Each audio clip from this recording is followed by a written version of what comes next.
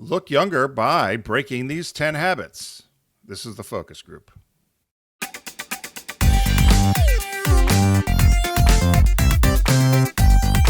They're all business, except when they're not. It's the focus group with Tim Bennett and John Nash.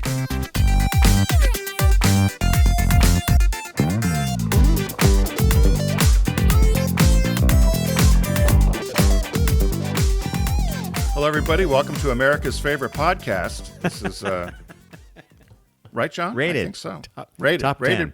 Right. According to Triberry, which does a huge scan of all the 3 million podcasts available. And just the fact that we've been around 17 years and change, I think, is a big thing. And so thanks for joining us. It's Tim and John. We're here every Wednesday and also with an audio feed-only release on Saturdays, which most of you still listen to. And I often wonder, John, whether that should just be released when we release everything, or people are still in the habit of Saturdays. Saturdays was the built-in for the audience, yeah, because we used to be live on Saturday mornings. So there you go. Right. Yeah. And so how the show works, in case you, a lot of people do searches and we get asked questions about when certain things are going to come up. The tease today was look younger by breaking these 10 habits. That's in our Shop Talk segment, which will be later in the show. And before then, we do some banter, as we're doing now. Catch up, 2 stories that caught our eye. We've got a visit with our friends at Deep Discount, who are a partner here. And then we do a business birthday, which we're the only show in the universe that does business birthdays. And then we'll get to our shop talk and talk about how to look younger. And I laugh because a lot of these things you do, John, I think. Accidentally or intentionally? I don't know if it's we'll talk to it when we get there, but I was wondering, I think a lot of them when I was reading are things you've always espoused to do, which it might not have been in the service to look younger, though, right? It might just be a habit I have. No, I think, yes, exactly right. I don't think it was to look younger. There's a person I know that I think we all think we still look the way we looked, maybe in college or something. Yeah. But, I get reminded when you go somewhere and somebody, the server, somebody calls you sir, that's in their 20s or 30s. I get that a lot. But there's a guy down here that he's kind of, you probably have a couple of friends like this as well, that he's our age, but he probably does look like he's in his 30s, mid-30s.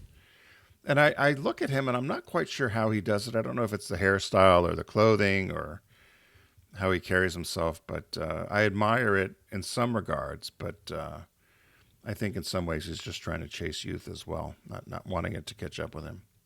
So, do you have friends like that where somebody looks actually? Oh, yeah. And, well, I mentioned on TFGM Button that we were down in Texas at my niece Emma's wedding. That's where you really see the age. Like, weddings and funerals tend to bring all the family together, like, and holidays and events like that. And when you haven't seen someone for a while, you're like, wow. And then Laura's husband, Steve, had put together some videos of the girls when they were younger. And he did a video from an Easter party my mom had in 1995. The bunny was present. So I was going to say, was it when you were oh, okay. So you weren't the bunny that year. No, but Greg was in the video, my old business partner, Greg. And the camera pans around at one point, and it settles on me playing with the girls. And you just hear Steve is in this room. Steve goes, boy, look at you then. I'm like, well, I look a lot like I did now. And I'm like, no, not really. So you do age. Did you see this whole... Tim, you've always said that if you're a member of the royal family, it's like one of the easiest gigs in the world, right? I mean, you got to go do a lot of stuff. You want Princess Margaret's role, number 2, or you want Harry's role, because you get all the benefit, none of the responsibility. You open a concrete factory, hand roses out at a hospital. But you drive around your car. You don't need a plate. You don't need a passport. You're living on Frogmore or someplace in some place in Sandringham. Cottage, which is whatever, right? Yeah. You're living, and you're just having fun. If you're William or you're Charles or you're Queen Elizabeth, you got work to do. You kind of have to be. But number 2, to me, that's the job. That's what you want to be. I don't know how Andrew messed that up, how Harry messed that up. Princess Anne's the only one who seemed to understand how it worked. Well, Harry is in the news again because I guess he gave the BBC an interview because I guess in England, he lost a case to have the British government or the monarchy pay for his private security. Right. The king's not going to comment on it. It's a matter of the courts. But Harry knows how to manipulate the court of public opinion, doesn't he? Because he Yeah. goes on this broadcast, and it totally overshadowed the weekend festivities in England or in London to celebrate the end of, I think it was World War II.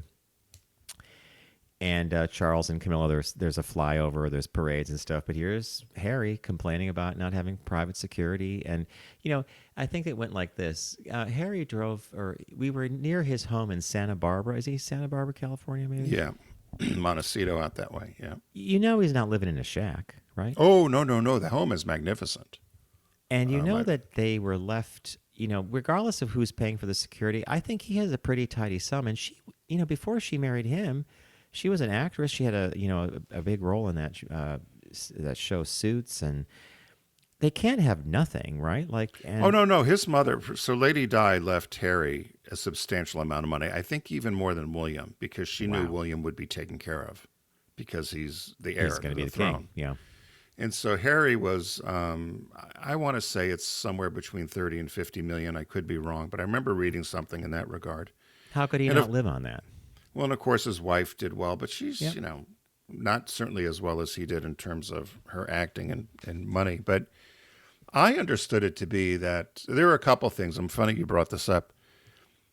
They had told, when they decided they were going to step away from the royal family, they told everybody initially, and whether this is how it was reported or not, that they were going to Canada. I remember that. Yes. And because Canada, and she's Canadian, and because Canada's part of the Commonwealth, that there was still, and King Charles is head of state in Canada, that they would still get protection in Canada. Yeah. And when they decided to go to the U.S., they cut off the protection because it was misrepresented that they weren't staying within kind of the crown realm. Yeah. They decided to go elsewhere. He says a lot of it is danger for his children and his wife, similar to what he saw his mom go through. I can't fault him on that. What I do find odd about the whole thing, and I don't necessarily know whether that's Harry or not, is he says he's trying to contact his father. He did initially when Charles announced he had cancer, and then he said they had a good talk. But he's now trying to call his father a number of times, and he keeps, the assistants or whoever says, not available. He's not available right now. How is your father not available? I don't, you know what I mean? If you had a son and he tries to call you or a daughter, maybe you are in a meeting or you're busy, but wouldn't you then call them back within the next 10 hours or something, or 5 hours? That to me, they used to say this in whenever you watch The Crown or some of these other shows where Charles would actually have to make appointments to talk to his mother. I find that odd. Mummy, I want to see you now. Yeah. No, I'm busy right now. She's not busy.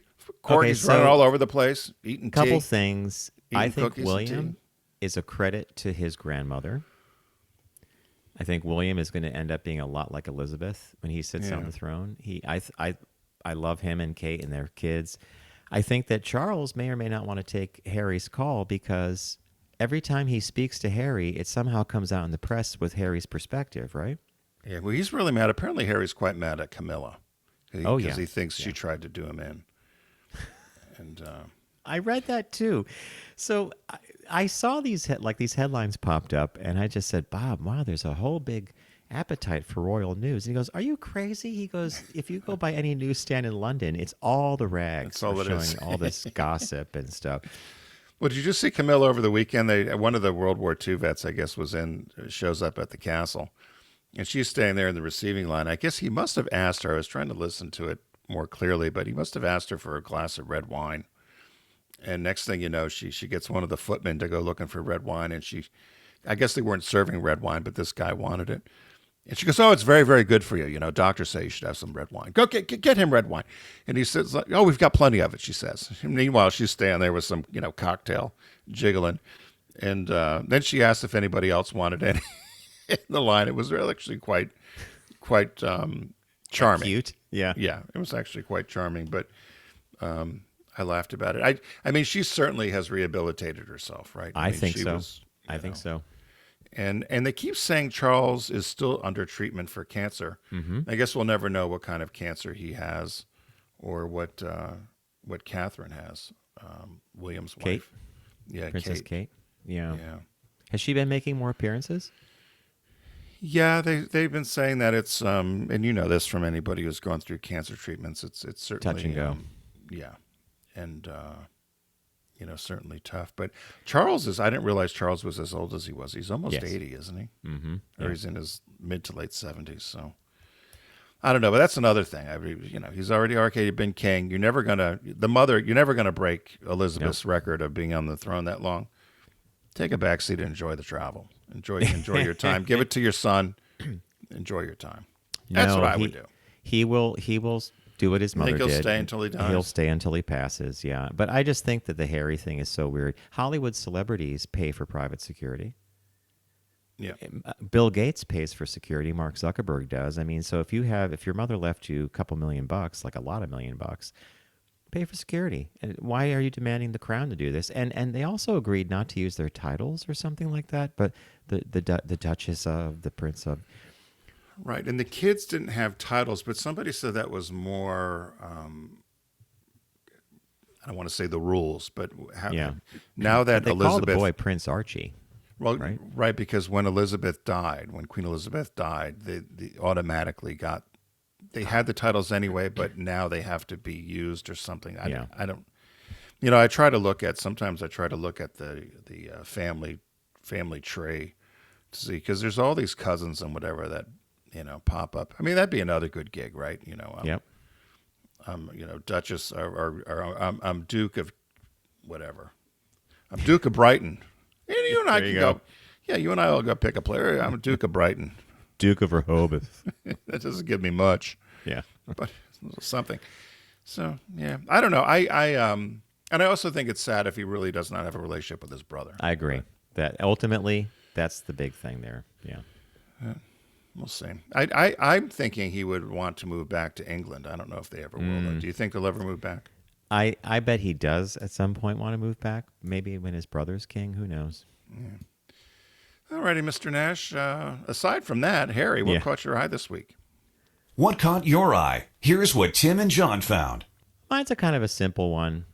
Popped up, and I was like, okay, I guess I get it. So, this past weekend we had May 4th. And if you're a Star Wars fan, May 4th has become this kind of holiday. May the 4th be with you. Yeah. As if you're lisping the Force. May the 4th be with you. So apparently the Lego Corporation partnered with Lucasfilm and Disney, which Disney now owns all of it, to do special bags in all the Lego stores. And the Lego logo was printed using something called Orobosh. And Orobosh is a made-up language. It's a made-up typography and lettering design, and it's all over Star Wars. Whenever you see anything printed, it's not recognizable as English. It's in this thing called Orobosh. And so there was a fun and they call it the Galactic Basic Standard Language, common through Star Wars universe. So all these bags are these like high-grade, nice paper bags, and anybody who went to these Lego stores in the U.S. could purchase, kits and Star Wars stuff, and they would get one of these special bags. Well, when the May 4th ends, May the 4th be with you, and store employees were told that they had to slash up all the bags and throw them away. And so this one employee went on Reddit, and he's like, this is insane. The fact that these bags were manufactured in Japan, they had to be airlifted or flown to the United States. So he went through this thing, verse and chapter, about what kind of a wasteful thing this was. Because first you had to produce the bags, then you had to transport them, which is increasing the carbon footprint of the bags. And then at the end of the event, you're like, all these bags have to be slashed and thrown away. And so he complains about it and says, meanwhile, Lego claims they're like an environmentally friendly country, or they are setting standards. They want to move to geothermal power in Hungary. They want 50% of the plastics that go into the Lego bricks to be sourced as natural, which is extremely hard, by the way. They've tried this for years. So that's my thing. It's just like this guy was like, what a big wasteful thing. Star Wars Day ends up being a big carbon footprint. For well, it does seem odd. So they just wanted to destroy the bags. So they were only going to be used one day. Mm-hmm. I mean, I'm surprised they didn't keep them like holiday decorations and put them in the back room till the next May 4th. If I were Tim, if you were a store manager, would you have followed that edict, or would you? No, you'd use them. You'd or use give the them bags, away. yeah. Yeah, why not use them? Use them for something. I don't know. I think I agree with the employee. I think it's wasteful because you're right. Lego is always on the forefront of sustainability, and so that I didn't see that one, but that's a good one. Is Yeah, that it the popped up Is that the bag there? That yellow bag? Yes, with the and red? it's hard to see it, but the language in the red circle, they're using this Orabosh typeface Right. to say the word Lego.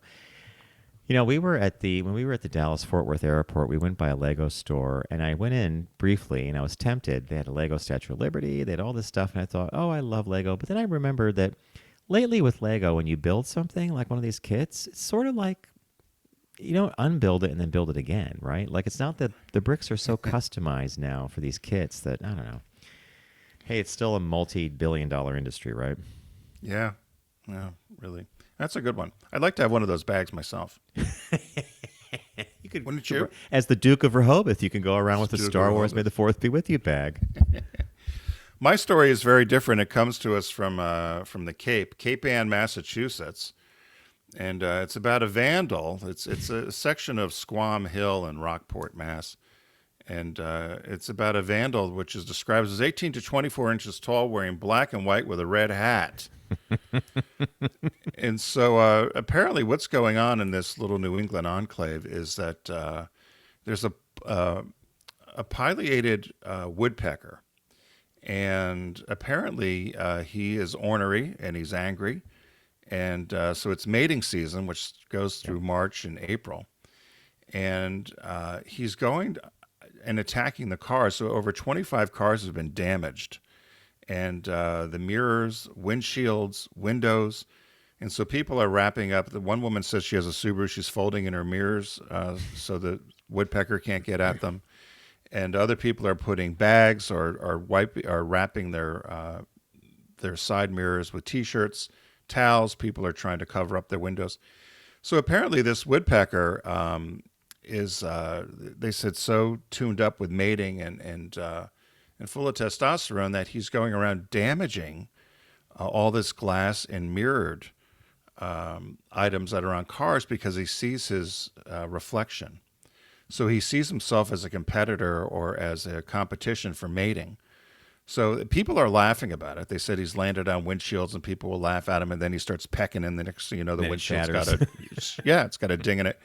They had a bunch of pictures. The New York Times covered this of people with the cars, and he actually busted the window on a big RV. I guess it cost a fortune. They said some people are laughing about it. Others don't find it so funny. But there's not much you can do, of course. And they said that it has done one thing. It's brought the town together, people talking about it. And they said they tried to talk to the woodpecker, couldn't be reached for comment.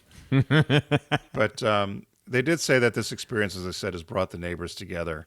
And they said it's hard not to be mad at him. But they've watched him get into look at himself in the mirror and think it's a competitor and start banging. They said the beak of a woodpecker is about the same as a hammer in terms of strength. So they said that's why it busts this glass and their so brains, easily. their brains are cushioned. They've studied woodpeckers to create better helmets for football players because it's sort of their. Tim? Did they mention that this is something that the male woodpecker does also to define his territory? Yeah, Not it's very only is he- territorial. Yeah. I want to let you know I'm here. So I thought it was Bob funny. and I, do you remember I told you once we woke up one morning in early spring and we heard this brrr, brrr, like this noise, right? And we finally figure out there's a male woodpecker on our mailbox and it's going to town making that noise. But And you know he's there.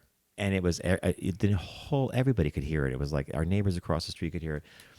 So we do some research and we find out that they will do that. They'll find something that makes that noise because that's like stay away. I'm the kingpin here. I'm here. and I'm here. So Bob, then I stuffed a pillow in the mailbox and then it went from brr to boo, like it muted it. Bob eventually made ever see a cozy for a tea kettle? Yeah. Bob eventually made a cozy for the mailbox, and Are it you kidding frustrated me? he covered it completely, and then it dulled. It didn't make the sound. The woodpecker flew down the road to the top of a telephone pole that had a metal plate on it. So, but it was down the road. It wasn't on the mailbox anymore. That's funny. I never heard of that one. That's a But good someone said you better take care of this because they will stick around and they're going to do that every morning. So yeah. That's funny. Well, so if you're up at Cape Ann, Massachusetts, be careful. Wrap your car windows up in your side mirrors until at least the mating season's over. Season's over, yeah. So we mentioned earlier in the show, Deep Discount's been a partner of ours here on the Focus Group for quite some time. You can find them by going to focusgroupradio.com and clicking on the Deep Discount logo. Right now, they've got a 4K Ultra HD sale going on, where many it's a limited time discount. There's up to 55% off on many of these must-own titles, and there's lots of them. I had trouble picking this week, Mr. Nash. I was wondering what you would select. Now, you need to guess what I picked. Did you pick Team America? You got it. This is a focus group film. This is a required viewing for focus group listeners. Team America, World Police. America.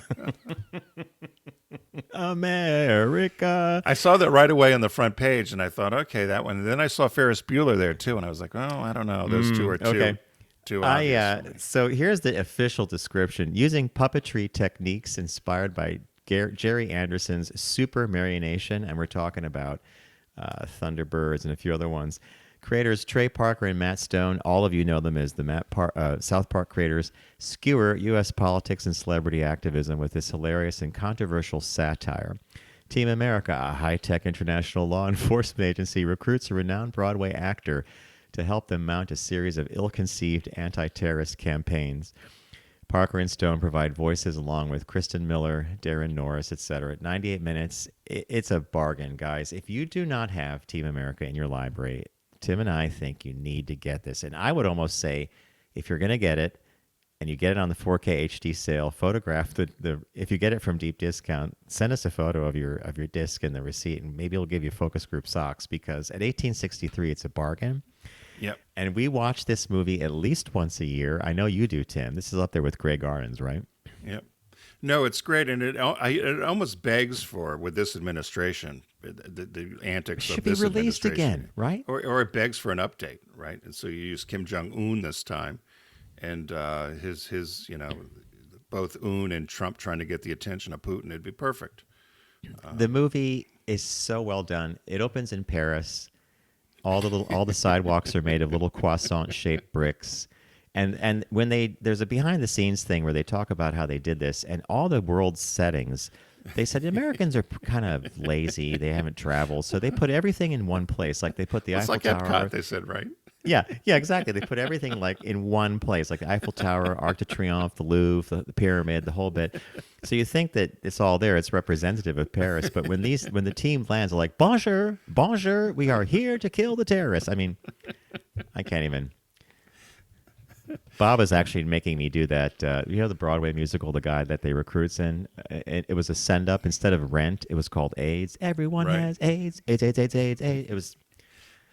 It's satire at its best. What did you pick, sir? Yes, I picked the only movie that netted Joan Crawford an Oscar. It's Mildred Pierce, and it's part of the Criterion Collection. Joan Crawford got her first Oscar and her only Oscar for her title role in this memorable soap opera as film noir melodrama. She's a divorced mother who climbs from waitress to chain restaurateur in order to provide a good life for her children, only to face a fateful and fatal betrayal from her heartless and ungrateful eldest daughter. Named Veda? Vita. Vita. Weren't the pies bad enough? With this money, this movie. Our friend Chris Cedergren's favorite movie. By the way. Is it really? You know that? Yeah, this is his favorite one. And if we see him at the end of the month, you'll have to ask him about it. But yeah, this is his favorite movie. If you haven't seen it and you're a fan of film noir as well, it is really this movie is. Was it Monty? Was the name of the guy she marries, and then Vita, you little Vita. We know that you can tell I've seen the movie like a million times. We do have a new, Tim, great pick, by the way. We do have a new release. It's Captain America, Brave New World on 4K Ultra HD. It actually comes out next week on the 13th. So if you're listening to us on Saturday, it's only a few days away. Having assumed the mantle and shield from Steve Rogers, Sam Wilson, Anthony Mackie, knew he should shake hands with an old antagonist, newly elected U.S. President Thaddeus Ross, played by Harrison Ford. However, as Ross sought to stave off global hostilities over a game-changing resource, Cap would have to contend with a conspiracy out to destroy the ex-general and his presidency in stunning fashion. So this is part of the Marvel. This is the MCU thriller, part of the Marvel universe. I don't follow too many of these, but this one got good reviews and well liked at the box office. And the original Captain America, I thought, was Chris Evans. So this is like sort of this new actor's taking the mantle over. So to review for people, focusgroupradio.com is where you want to go. And when you're there, click on the deep discount logo and you begin your shopping experience. They are having a 4K Ultra HD sale this week, up to 55% off on 4K Ultra HD titles. They sparkle. It's like being in the movie theater if you have a big enough TV. I picked Team America, World Police. You've heard us talking about this movie before.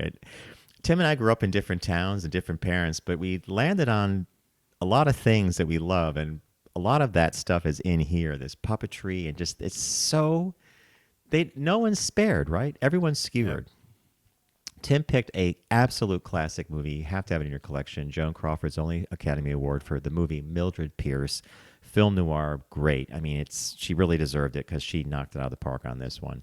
And the release this week is Captain America: Brave New World on 4K Ultra HD. So a big thanks to Deep Discount. And again, focusgroupradio.com. Click on their logo, start your shopping experience. We are going to take a little break. And when we got back, we have Tim's promised business birthday and a shop talk on things to not do or do to stay young. Is that right, Tim? Things to do to stay young? Yes. 10 habits to make you look younger. Make you look younger. Okay, we'll be right back.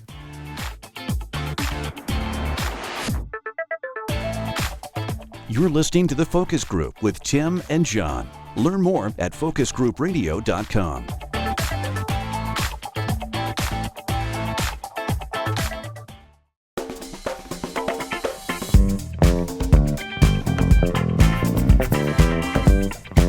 Now back to The Focus Group with Tim and John. Available pretty much everywhere.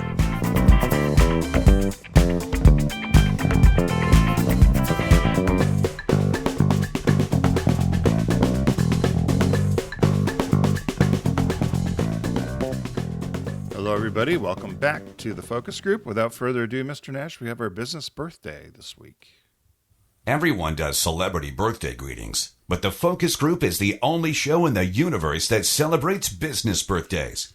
Born today, May 7th in 1909, is Edwin Herbert Land. I like this birthday. Yeah, his daughter was, or his sister was unable to say the word Edwin, so she called him Din, which people that were close to him called him Din. That was his nickname. He died at 81, March in 1991. He's an American scientist and inventor, best known as the co-founder of the Polaroid Corporation. So he invented inexpensive filters for polarizing light and a practical system for in-camera instant photography. His Polaroid Instant Camera went on sale in 1948 and made it possible for pictures to be taken and developed in 60 seconds or less. He was born in Bridgeport, Connecticut. And they said as a child, he used to spend a lot of time taking appliances apart and learning how things would work, and would often get scolded by it because sometimes they couldn't get things put back together. He got into Harvard, and he studied physics for a while, but left after the first semester. And while he was at Harvard, though, they said he invented the first inexpensive filters capable of polarizing light, which it was later called Polaroid film. He ended up going into New York City and doing a lot of work and studying different types of applications for what they were calling light polarizing substances, whatever that means, in terms of my technical ability with lighting. And he would sneak into laboratories at Columbia and do a lot of his research at the New York Public Library. And then he decided to go back to Harvard and study some more, but he still didn't like it. They said he went back to Harvard. He would use their labs. He worked with a professor there, and he never received a degree from Harvard. He would just do work on projects, and then he would leave. But he had established a relationship with one of his professors, and they opened in 1932. They established the Land Wheelwright Laboratories. The professor was George Wheelwright III. and they were going to polarize this polarizing technology. And because this Professor Wheelwright came from a wealthy family, they were able to fund it. So they opened up the Polaroid Corporation in 1937. And they would develop all these different types of films and applications for sunglasses, scientific work for polarization of light. They said some of the first products that used their technology were the Wurlitzer jukebox and some other stereophonic equipment. During World War II, he worked on a number of military tasks, which included developing dark adaptation for goggles, night-finding vision, that sort of thing. And it wasn't until a vacation in Santa Fe, his 3-year-old daughter, they had a camera, they were on a family vacation, had asked him, after he took the picture, why it took so long for her to be able to see the picture. The impatience of a child, right? Right, and he thought, well, that's not a bad idea. They said his patent attorney was on vacation with him, a guy named Don Brown. And they quickly, they said, Land had this idea, well, maybe this isn't such a bad idea to have this kind of instant photography. So worked on it for quite some time. They said 3 years later, he demonstrated this instant camera, and it was called the Land camera initially, and put it on sale. So he made only 57 copies of this camera and went to the Jordan Marsh department store in Boston. Tim, just a sidebar, a lot of these inventions, like Slinky, the camera, like the initial thing is they make 100 of them, and they go to some store and they sell out like crazy, right? Well, that's exactly what happened. So they said the daughter gave him this idea, Dad, why can't I see the picture sooner? Makes this camera, manufactures, they said he initially manufactured 60 units, 57 were put for sale at the Jordan Marsh department store in downtown Boston. Right before the Christmas holiday, they said the Polaroid marketers at the time guessed that the camera would remain in stock long enough to have a second run to keep up with customer demand. But they said that all 57 cameras and the film sold out in the first day at Jordan Marsh. That's called a success, right? Right. So they said that he was notorious for doing these long research sessions or whatever, but the cameras really would put him and put Polaroid on the map. And they said people that worked with him said it was a unique experience. He was a true visionary. He saw things differently from other people. They called him Dr. Land, although he never, ever got a degree. The only people who would never call him doctor was the Wall Street Journal. Whenever they reported about him, they just said Edwin Land. Edwin Land, okay. They would Oh, not give boy, him- they're dilettantes, right? They would not give him the title. He was also involved in a lot of spy programs, the U-2 program for the U.S. military. He was an advisor to many presidents up until Nixon. He was on Nixon's enemy list. He didn't like Nixon. Nixon didn't like him. But he was frequently an advisor to Eisenhower about a lot of photographic reconnaissance missions. They said, well, he led the company. He was first and foremost, well, he led Polaroid. He was really first and foremost an inventor and a scientist. And they said from the beginning of his professional career, he hired women and trained them to be research scientists, which were unheard of at this time. They also said following the assassination of Martin Luther King, in 1968, he led Polaroid to the forefront of the affirmative action movement. So he very much, he was very much well ahead of his time of giving DEI, or equal opportunity, as we would call it today. And so the other odd part about him is, there was something called the Polaroid collection. Have you ever heard of this? No. So he made. He gave photographers free access to cameras that he made. They're about the size of closets. They were these enormous cameras that could do these large format photographs. Okay. And he invited in Ansel Adams and Robert Frank, Andy Warhol. And he would let them use these cameras as long as he got some copies of what they were doing. And they said there's this collection of photographs that's at Polaroid. There's about 24,000 photographs from all these famous artists that use these cameras, and the only pay was you give me some copies. They said, sadly, the collection was sold in 2010. It was broken up and sold. The corporation sold the collection, but it'd been pretty cool to see, I think. I think with all so those too. different That's artists. a really interesting. I didn't know that he did that, especially with an artist that big, right? Yeah, I had no idea. I'd never heard of that either. They said it was quite the collection, though, and pretty interesting. I didn't look to see where it is now. It'd be interesting to find out. He resigned from Polaroid in 1982. As I said, he died in 1991. When he died, he had 535 patents, only surpassed by Thomas Edison Wow. and Elihu Thompson. And then there one strange little tidbit at the very end. They said when he died, his wife and 2 daughters declined to disclose his cause of death.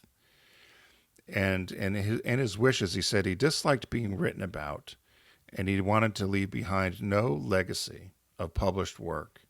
He did not want to become a cult of personality.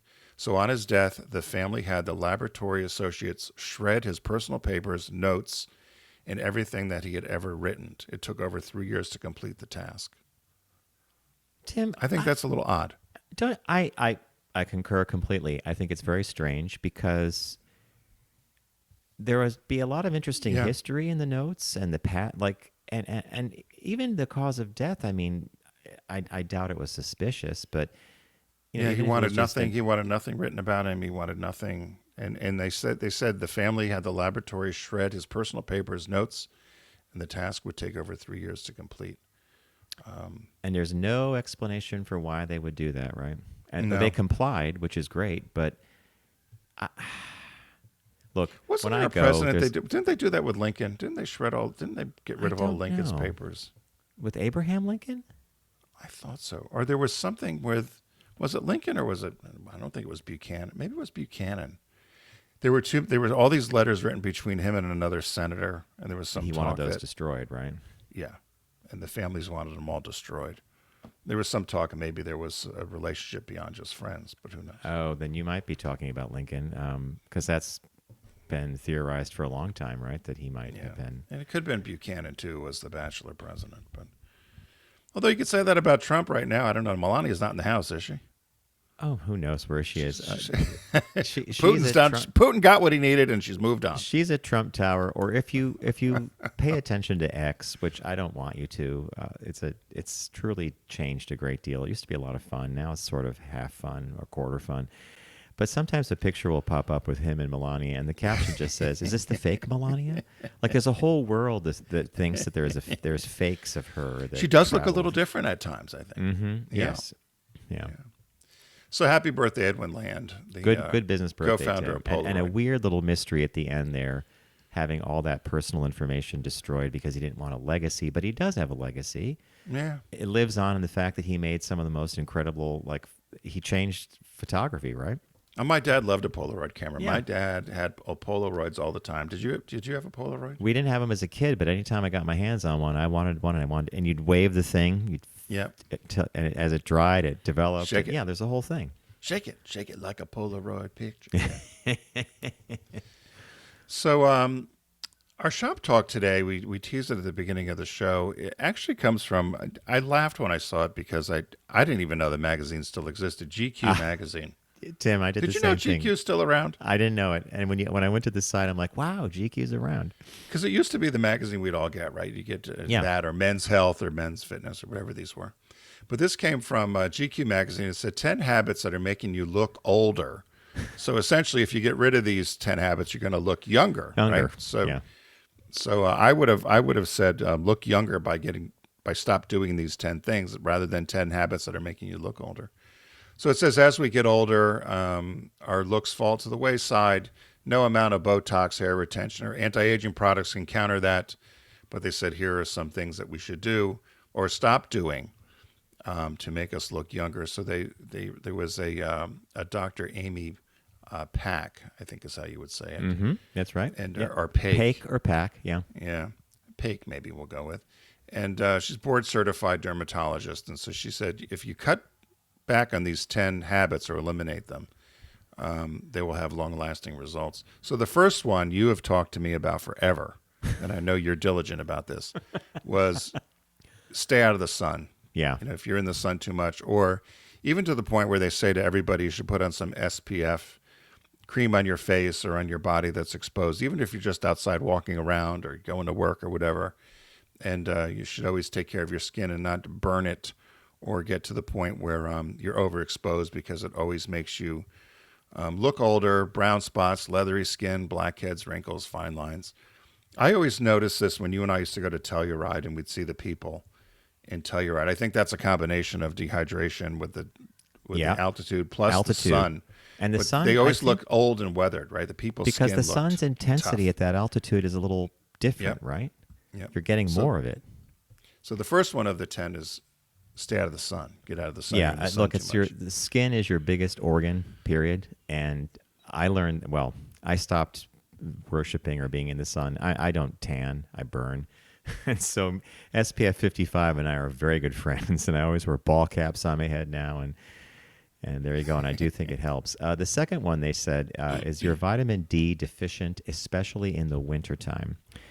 There are studies that show being deficient in D increases your risk of skin cancers and inflammatory skin conditions. It also affects other organs in the body, and D is just one of those essential vitamins. The paradox here for me is this. D is mostly generated by the body when you are in the sun. So our Right. first one is stay out of the sun or wear SPF, but you do need vitamin D, and really naturally D comes from being in the sun, or you can take a supplement. But still, if you also are eating enough fruits and vegetables during the winter, then you're getting D. And if you're outdoors in the spring, summer, and fall, according to what I've learned, your body stores vitamin D for the winter. But again, if you're not getting any of that, then you're not. You need it, right? Yeah, you and I have talked offline. I have a horrible D deficiency, and which affects your joints and your bones. And I'm taking some very powerful supplements to get my vitamin D up, and I'm hoping for good things from it. So it was funny about that. But I always tell people, check your vitamin D. A lot of people are Deficient. low in it. Yeah. Have you ever had yours checked? No. And I would say this. I've had the blood work done, but my doctor never noted a problem. So Yeah. I'm guessing I have enough So D you're in the fine. system. Yeah. Number 3 was you're sleep deprived. They said there's severe consequences for your entire body when you don't get enough sleep. And people have talked about this forever. You need a good 8 hours sleep, right? Of Yeah. good sleep. And if you don't have it, it will lead to poor dietary habits, which can also contribute to a more aged appearance. I know you've always talked again about getting proper sleep. I probably only get, I'm guessing, maybe 6 or 7 hours. I don't know. I don't know how people, when they talk about Martha Stewart or even the current president, said they operate on 3 hours sleep. I don't understand. I don't that. know how they're not exhausted, or they're taking naps maybe, which If not I'm on everybody 4 can do. hours of sleep, like after this weekend of the wedding and travel, and I never sleep in hotels, I feel it, and I hit a wall. So I don't know how they Right. do. I don't know how Martha does it. Yeah. What was number The next 4? one on our list here from GQ, and this is 10 habits that are making you look older. So this actually, as Tim said, the rephrasing should be 10 things to pay attention to make you look younger. You're not moisturizing. Nearly a quarter of the way through the 21st century, and you're still urging folks to moisturize. This is the most baseline, entry-level form of skincare, and you need to be doing it. Moisturizing traps moisture inside your skin to keep it firm, supple, and soft all day. I have mixed feelings about this personally. Do you? I use Harry's aftershave, which is like a moisturizer with aloe, and I do notice a bit of a difference in the skin. But do you moisturize? I moisturize my face every day because after after I get out of the shower, it dries. Okay. But I don't do the rest of my body. But I know other people who do, and they swear by it. Well, they'll get out of the shower, towel off, and then they'll just put, as guys at the boathouse, their whole body they'll put in Lubriderm or whatever the body moisturizer du jour is. Mm-hmm. All over their whole body, legs, arms, chest, your whole body. I don't do that. But I do it on my legs at times because they seem to dry up. But I always do it to my face. I don't know. I don't know if it's helped me. But I noticed as I got into my mid-20s where I noticed my face starting to dry out after you go through your acne, your stage of getting a zit now and then. So I still do moisturize my face, but that's really the only thing. You don't moisturize your face as a habit? Outside of aftershave, no. Yeah. And I'll add another weird ripple to this one. Years ago, I went to a dermatologist because I used to break out a great deal, and the dermatologist was like, "You're washing your face way too much. You should just rinse your face with cold water." So I've actually dialed down. Like I'll wash my face when I take a shower or something, but not specifically to wash my face. And it actually improved the condition of my skin because you're stripping away all these great oils and stuff that your skin needs. So it's some of this is I always appreciate these lists for what they are, but at the same time, everybody's experience. Your mileage may vary. What works for you? Number 5 is you're not active enough. Everybody knows this, that in order to stay healthy, you should be active, whether that's walking, running, exercising, gym, yoga, whatever gets you up and moving and gets your blood circulating. And they said it helps with the nutrients, boost nutrients and delivery to your cells, which will improve your hair health and retention, as well as ensuring regular turnover of cells across the surface of your skin. I just think exercise in general is just good for you, and you should try to move every day. And it's not going to just make you look younger or help you stay looking younger. It's just good for your body overall. I agree. Yep. Next one sort of is, to me, dovetails into exercise because exercise is a big reliever of the following. And this number 6 here says you're too stressed. It can be a high-pressure job. It can be a quarrel with a loved one, ongoing illness, on again, off again stuff. But stress affects us in many different ways. And this woman who wrote this piece, this dermatologist, said 2 big ones. It can really affect your hairline, which was intriguing to me, or your skin's collagen production, which would lead to your skin not looking as firm or supple or. And it can also cause acne due to flux in hormones as you age, hyperpigmentation increases, etc. So stress is hard to avoid, folks. I know we probably hear it all the time. Oh, avoid the stress. Sometimes you can't, but if you're aware of it, I guess you can take steps to avoid it, right? Yeah, that one's easier said than done in many cases, Yeah. right? Number 7, we've all heard this too, cut back on processed junk food. You don't need it. It says it will help you age faster. I don't know. I think it's difficult. Well, we all know what you're supposed to eat and what you're not supposed to eat, but I think in our culture, it's become difficult for a lot of people. If you've noticed, you travel to certain areas, you'll notice people that obviously have had a lot of processed foods. When you and I had gone to Spain, the one thing you and I noticed right away is how fit everybody was, remember? Yeah. Even the kids at school, it did not look like what you would see if you had gone to, Harrisburg, Pennsylvania. So Yeah, well, grab and go, they call it. Like, we have a grab and go culture. Like, okay, that's pre-made. I could eat that. I could grab that off a shelf. Here, grab a bag of Doritos, keep the kid quiet. Yeah. Easy, right? But I think you see, and Tim, you're right. You see it show up every time I've been in Spain or France, for example, in particular, or Italy. I'm amazed at how everybody just looks thin. Like we did in the 60s. Yeah. Like we did in the 60s. Yeah, exactly. The next one here is a simple one as well. You drink too much. A glass of wine or a cold pint are the perfect way to unwind, but know that alcohol can take a seriously bad toll on your entire body. From skin to hair to everything underneath, moderation is key. And unfortunately, it seems like there's no level of drinking that's good for you. This last part is actually, they hammer it home all the time. Like, no level of drinking is good for you. I don't know. But there's other studies where people will say a glass of red wine's good, or a shot of whiskey that people have, or something. Yeah. So who knows, right? Jury's out. The, number 9, though, is there's no question about it, is smoking. They said it does the exact cellular changes that UV rays would do. I didn't realize that. But they said smokers will exhibit rapid aging. This is typical if you see a smoker, somebody who's smoked their whole life. They do. I guess you can tell, can't you? Yeah. Smoking does take it out of you, that's for sure. And the last one here is you're dehydrated. Simplest thing in the world to fix. You've got to stay hydrated during the day in order to keep your entire body up to par. But on a superficial level, meaning at your skin level, you also got to stay hydrated in order to keep your skin clear, firm, bright, and smooth. I just think drinking enough water during the day, mostly water. I'm a water guy personally. So I laughed at all these things, John. I'll interrupt you. There's not one thing on here you don't do. I don't smoke. I do drink a lot of water. I'm careful with my diet. The stress part's hard to say, right? Stress is tough. We said that. You're active.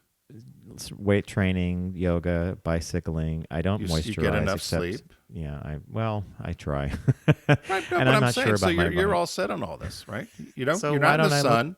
You're not in the you don't have a deficiency of vitamin D. You get plenty of sleep. The moisturizing thing, yeah, okay. You're very active. Stress, we both admitted that was a tough one at times. You don't really eat a lot of processed foods. You don't drink too much. You don't smoke, and you're always dehydrated. So you should look like you're 10 years No, old. I'm always hydrated, not dehydrated. I mean, you're always hydrated. Yeah, so you should look like you're 10. Other than the pictures that I'm showing here, that was the pictures I had pulled. Well, Tim and I were out in LA recently, and we were being videotaped for a project, and the director was sitting with us, sitting with me actually. Tim was there. Everybody was having sandwiches, and I just was talking to her, and she said something like, I said, I'm like 61 right now. She goes, you're not 61. And I'm like, yeah. And she goes, you don't look 61 at all. I said, I don't know what 61 is supposed to look like. Yeah, but, looks like your grandfather, right? I remember when my grandfather retired. Yep, Tim, I think that's it was 62. so well said, yeah. Although, and he looked old, of course, when you're young, when you're 9 years old or something, that looks like a million years old. But I look at pictures of 62-year-olds of some things, like with my dad and mom, and there is a very different between 60 and 80. So we got a little bit of time. We'll see what happens. So there you go. As Tim said, the article really should have been called Things to Do to Stay Looking Young. Here it was 10 Habits That Are Making You Look Older. Of course, the picture that accompanied this in GQ was some guy blowing a kazoo. Remember those kazoos with the wax? Oh, I thought it was a cigar. It's a kazoo, and he has a cigarette in his fingers, too. So he's on the way to looking older there. All right, folks, we want to thank you for joining us here today on the Focus Group. FocusGroupRadio.com is the website for our show. You'll learn about us there, including our companion podcast, TFG Unbuttoned, which drops on Tuesdays in audio form only. A big thank you to our partner, Deep Discount. It's a 4K Ultra HD sale. You get to them by going to our site, FocusGroupRadio.com. Click on their logo. I picked Team America. It should technically be the official film of the Focus Group because Tim and I talk about it a great deal. He picked Mildred Pierce, which is an amazing movie. That's what won Joan Crawford an Oscar for Best Actress Performance. And the new film this week is Captain America: Brave New World on 4K Ultra HD. We want to remind you all to don't text and drive, please. Arrive alive, because we'd like you here next week for the Focus Group. Take care.